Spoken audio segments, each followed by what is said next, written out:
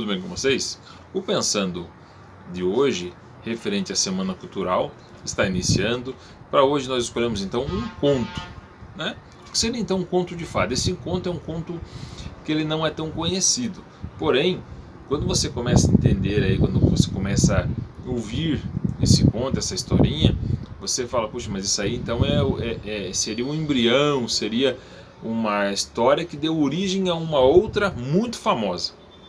E no decorrer da história aí você vai poder dizer. Nós já falamos aqui naquele Pensando, que falava sobre o Pensando Dicas, né? A história dos contos de fada, a psicanálise da história dos contos de fadas. Ele traz muito disso. Então é inspirado também naquele Pensando, naquele vídeo, nós trouxemos aqui para a Semana Cultural 2021 um vídeo falando sobre contos de fada. Então é uma historinha que remonta a uma outra, de Charles Perrault. Ela é extraída então aí do livro de contos de Charles Perrault, um grande escritor aí também desse ramo aí, desse segmento de contos de fada, junto com os irmãos Grimm, muitíssimo famoso, muitíssimo reconhecido, e traz um tema, uma história, aliás, muito legal, muito bacana.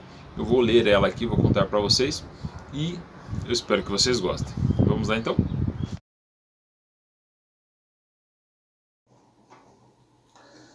Riquet, o topetudo.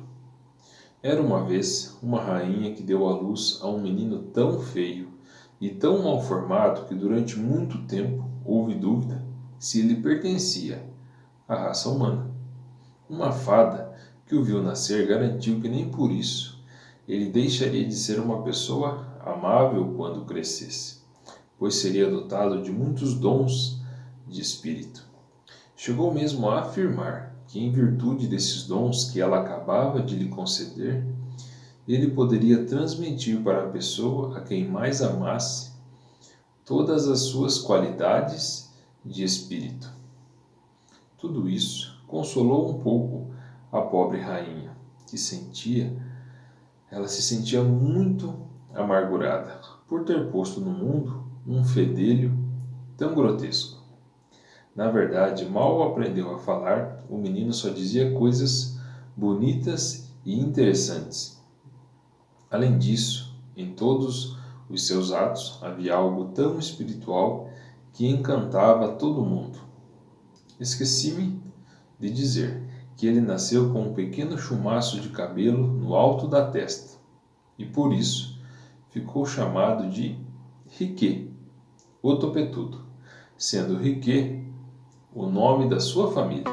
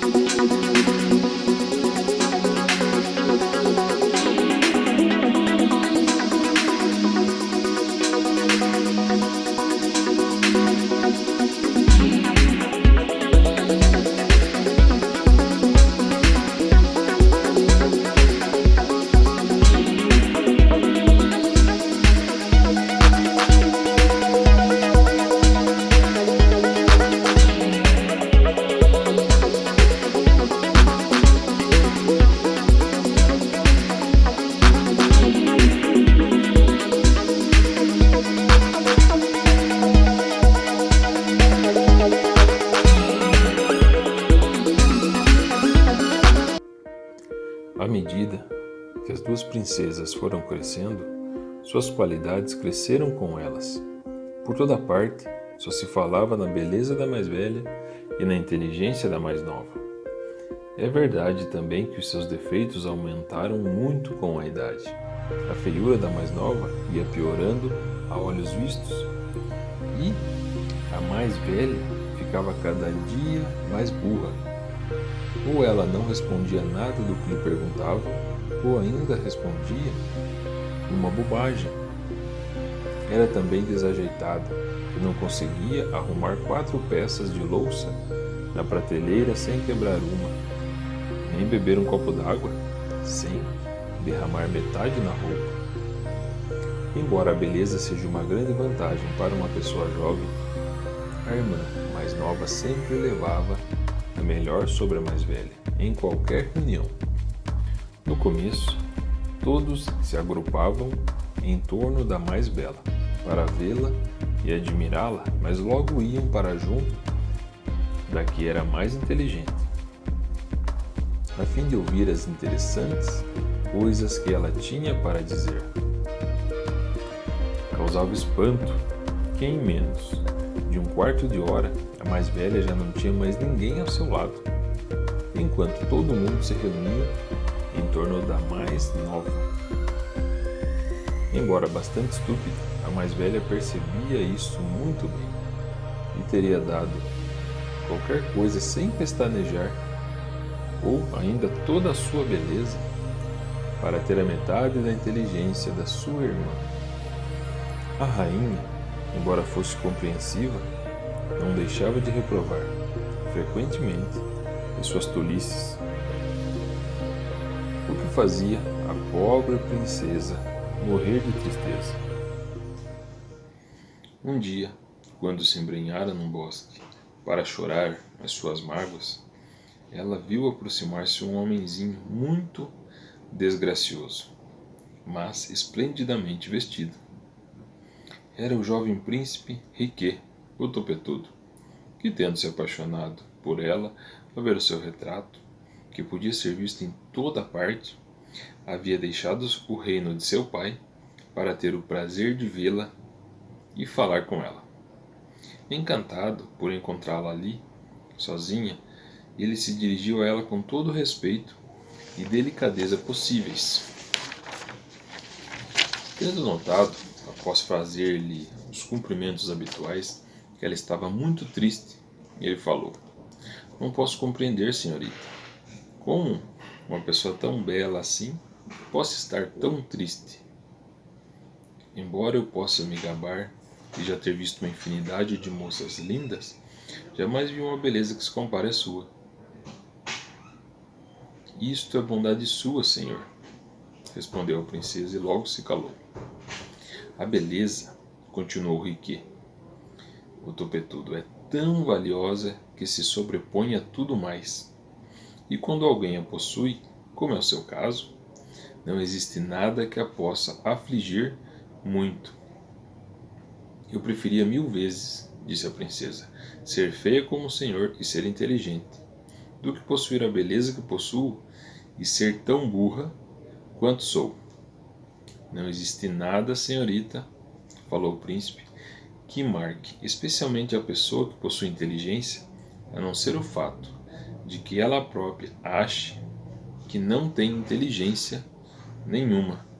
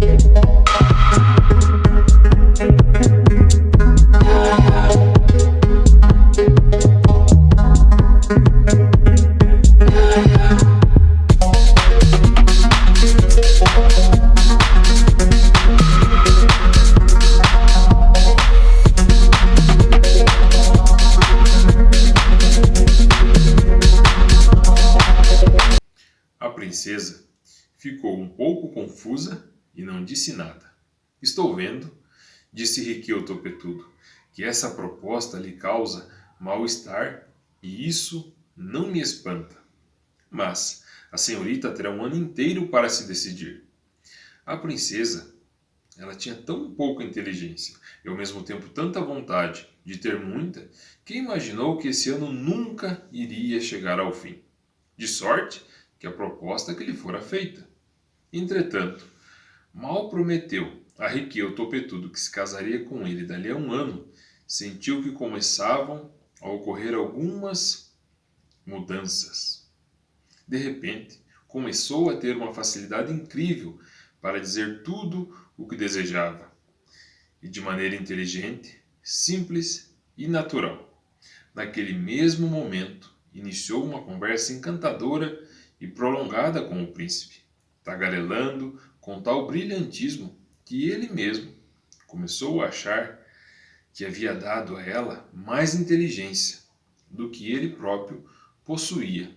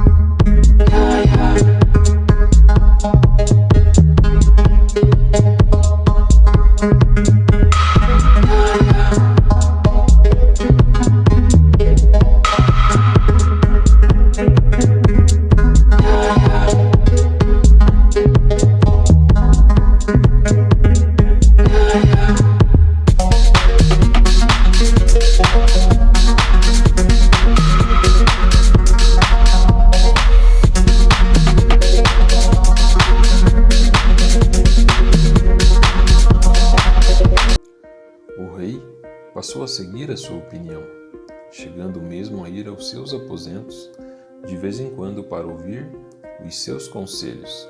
A notícia dessa transformação espalhou-se e todos os jovens príncipes dos reinos vizinhos esforçaram-se para merecer o seu amor, sendo que quase todos pediram sua mão em casamento. Ela, porém, não viu em nenhum deles uma inteligência que a satisfizesse. Ouvia a todos, mas não se comprometia com nenhum. Entretanto, apareceu um dia um príncipe tão poderoso, tão rico, tão inteligente e tão bem apessoado que ela não pôde deixar de sentir simpatia por ele. Seu pai, percebendo isso, disse-lhe que consentia a ela o direito de escolher o seu marido, bastando a princesa declarar quem ele era. Como, porém, quanto mais inteligente a pessoa é, mais difícil se torna para ela tomar uma decisão firme sobre esse assunto, ela pediu, depois de agradecer ao pai, que lhe desse tempo para pensar. Por acaso, a princesa foi passear um dia no mesmo bosque onde tinha encontrado Riquet, o topetudo, a fim de poder pensar com mais calma sobre o que ia fazer. Enquanto caminhava, mergulhava em seus pensamentos, ouviu um barulho surdo sob os seus pés, como se várias pessoas estivessem movimentando de um lado para o outro, ocupadas com algum trabalho. Apurando o ouvido, ela escutou uma voz que dizia: "Passe-me essa panela." E outra: "Traga o caldeirão." E ainda outra: "Ponha mais lenha no fogo."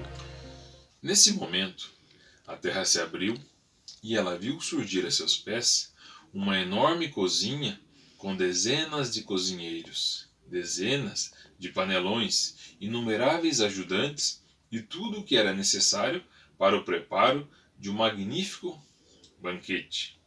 Dali saiu um grupo de 20 ou 30 cozinheiros, especialistas em assados, indo todos instalar-se numa das alamedas do bosque, ao redor de uma comprida mesa, e todos eles com a lardeadeira na mão. Puseram-se a trabalhar cadenciadamente ao som de uma melodiosa canção.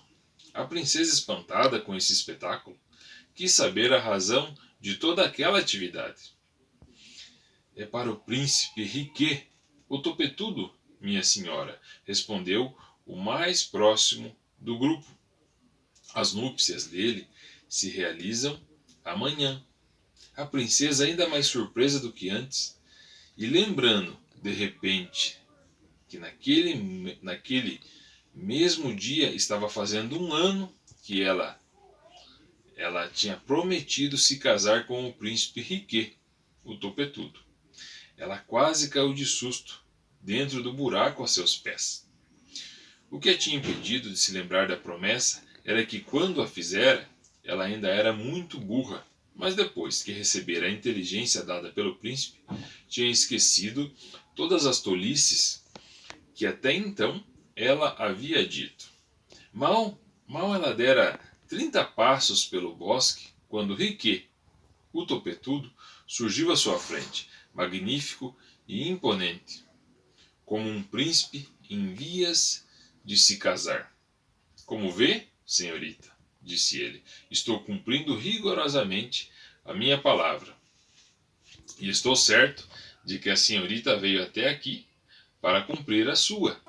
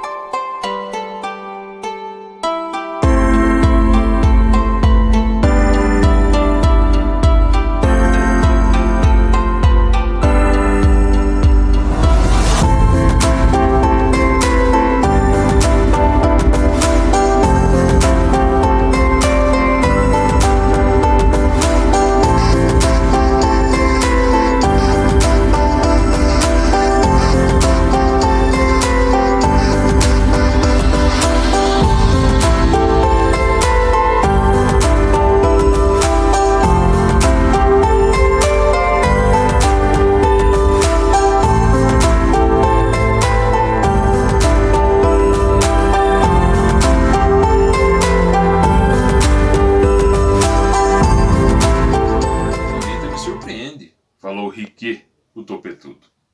Isso é compreensível, disse a princesa. Tenho certeza de que se eu estivesse lidando com um homem grosseiro, um homem estúpido, eu estaria numa situação incômoda.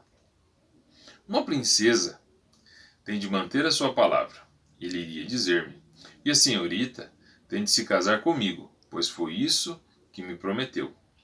Mas, como a pessoa com quem estou falando é um homem de grande inteligência, eu estou certa de que entenderá minhas razões. O senhor sabe que quando eu era uma moça muito burra, eu não teria tido a coragem de me casar com o senhor.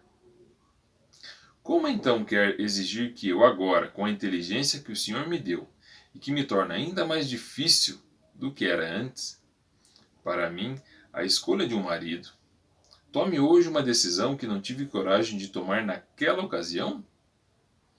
Se era a ideia de se casar comigo, o senhor fez muito mal em me transformar numa moça inteligente e em me fazer ver as coisas com mais clareza. Se, como a senhorita acaba de dizer, um homem sem inteligência seria compreendido se reprovasse a sua falta de palavra, por que então não pode acontecer o mesmo comigo?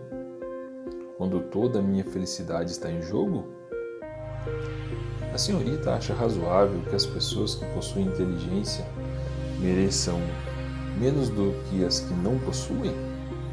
Será que concorda com isso? Logo a senhorita, que é tão inteligente agora e tanto desejou ser outrora? Fora a minha, há alguma outra coisa em mim que a desagrada?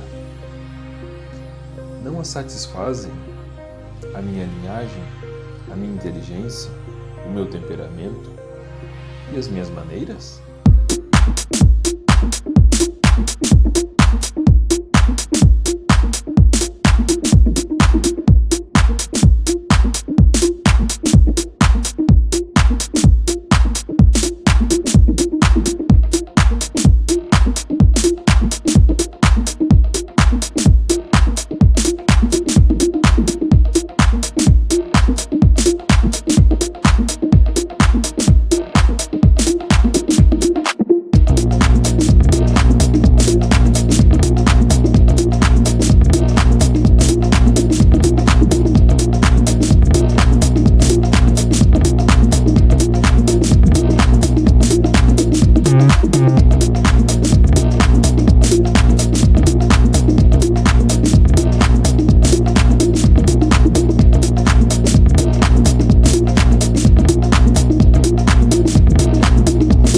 Isso poderá ser feito, respondeu Riquet, o topetudo. se a senhorita me amar o bastante para desejar que assim aconteça. E para que não duvide de minhas palavras, fique sabendo que a mesma fada que quando nasci me deu o poder de transmitir a inteligência à pessoa a quem amo, também deu à senhorita o dom de tornar belo a quem ama e a quem deseja conceder essa graça.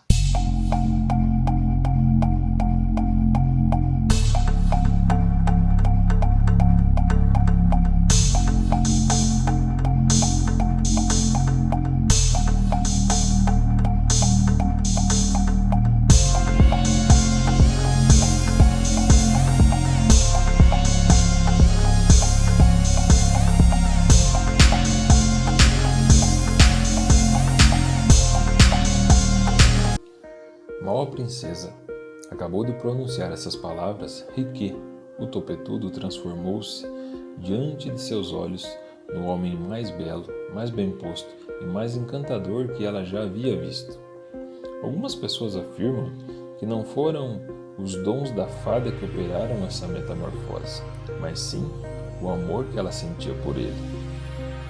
Dizem essas pessoas que a princesa, ao refletir sobre a perseverança do seu namorado, a sua discrição e todas as suas boas qualidades da sua alma e do seu espírito, não enxergou mais a deformidade do seu corpo, nem a feiura do seu rosto.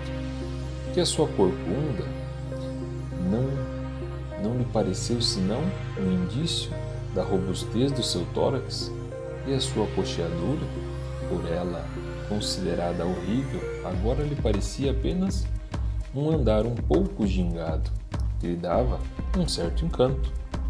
Dizem ainda elas que os seus olhos, que eram vesgos, pareciam à princesa mais brilhantes, por serem assim, e que esse estrabismo não era outra coisa, segundo ela, senão um indício muito forte de um imenso amor, e que finalmente o seu nariz vermelho e grande tinha para ela qualquer coisa de marcial e heróico.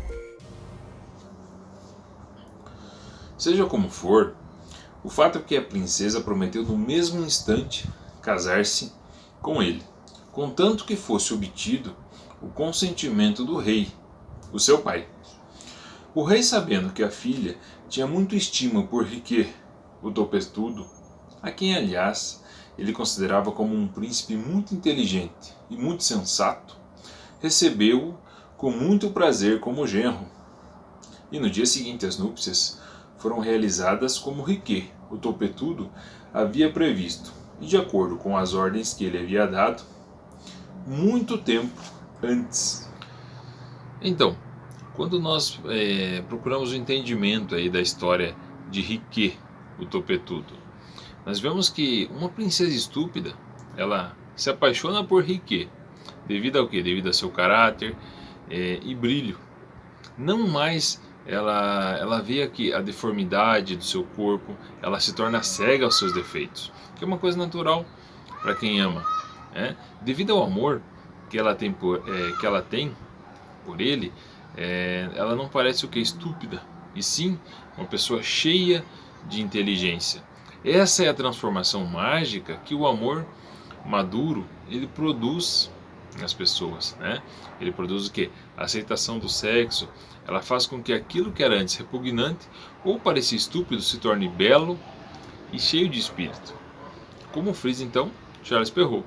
A moral da história é que a beleza, seja ela da aparência física ou do espírito, está nos olhos de quem vê.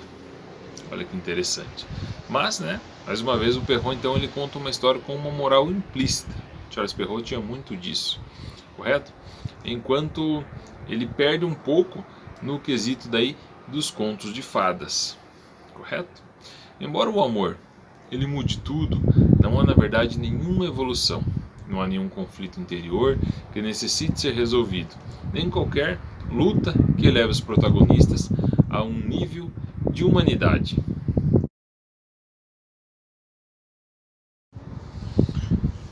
Então, este foi o Pensando do Dia aqui da Semana Cultural. hoje aqui com o nosso segundo vídeo, falando então de um conto de fada, uma historinha muito bacana, muito legal, que serve para a gente pensar, para a gente refletir sobre várias coisas, para a gente mesmo compartilhar a historinha com as crianças, compartilhar a história com várias pessoas aí que gostam dessa temática. Eu acho um tema muito legal, muito bacana, espero que vocês tenham gostado. Com certeza você então já chegou à ideia, puxa, isso aqui me remonta a tal história, lembra de uma outra? Com certeza você escreve aí embaixo aí nos comentários aí para ver se a gente está falando da mesma história. Com certeza estamos. Eu espero que vocês tenham gostado. Eu deixo a todos aqui um forte abraço. Fiquem todos com Deus e até amanhã no nosso próximo vídeo da Semana Cultural. Forte abraço. Tchau, tchau.